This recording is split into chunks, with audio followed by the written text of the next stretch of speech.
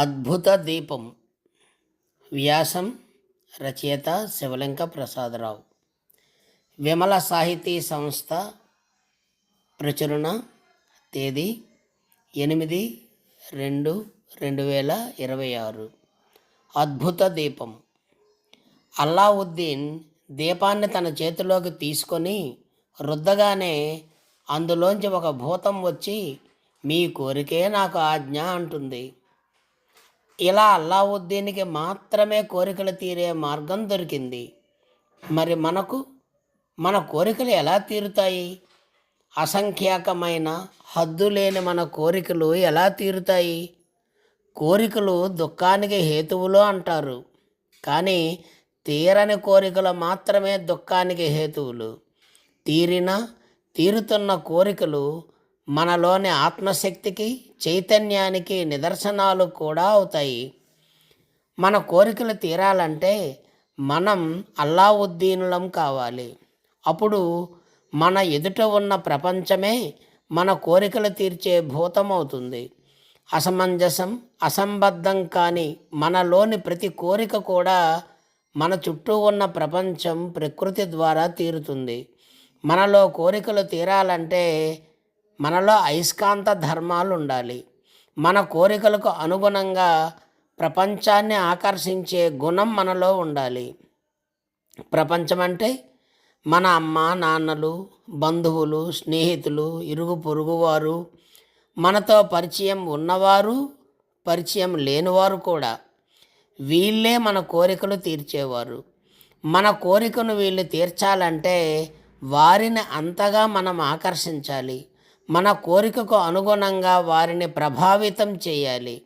మన మాటతో, ప్రవర్తనతో, పనులతో వారిని ఎంతగా ఆకర్షిస్తే అంతగా వారు మన కోరికలు తీరుస్తారు. మన కోరికలు తీరే పనిలో మనకు వారు సహాయం అందిస్తారు. అందుకే ఆకర్షణ అనే కళలో మనం నైపుణ్యం చూపాలి. ఆకర్షణ అనే కళను సాధన చేయాలి. ఎదుటివారిలో మనం కలిగించే ఆకర్షణ ఎంత తీవ్రంగా ఉంటే అంత శీఘ్రంగా మన కోరికలు తీరుతాయి. అల్లావుద్దీన్ ఎప్పుడూ గొంతెమ్మ కోరికలు కోరడు. అతని కోరికలు ఎప్పుడూ పరహితం వైపే ఉంటాయి. అందుకే అల్లావుద్దీన్ కోరిన ఏ కోరికను కూడా భూతం తిరస్కరించదు. ఈ కోరిక ఏమిటి, ఎందుకోసం అని భూతం ప్రశ్నించదు. మీ కోరికే నాకు ఆజ్ఞ అంటుంది. అలా మనం ప్రపంచంతో అనిపించుకోవాలంటే మన కోరికలో సరైన దృక్పథం ఉండాలి. అంతగా మన ఆకర్షణ ఎదుటివారిని ప్రభావితం చేయాలి. ముందు మనకేం కావాలో ఆ విషయంలో స్పష్టత ఉండాలి. అసందిగ్ధమైన గందరగోళపు కోరికలు, ఆలోచనలు ఉండకూడదు. మన కోరికలు నెరవేరే ఆకర్షణ సిద్ధాంతంలో 3 సోపానాలున్నాయి. మొదటిది అడగడం. అడగందే అమ్మైనా పెట్టదు అనే విషయం మనకు తెలుసు. మనకేం కావాలో మనకు స్పష్టంగా తెలియడంతో పాటు అనవసర మొహమాటాలకు, అనుమానాలకు పోకూడదు. రెండవ సోపానం నమ్మకం. అడిగిన కోరిక నెరవేరుతుంది అని నమ్మాలి.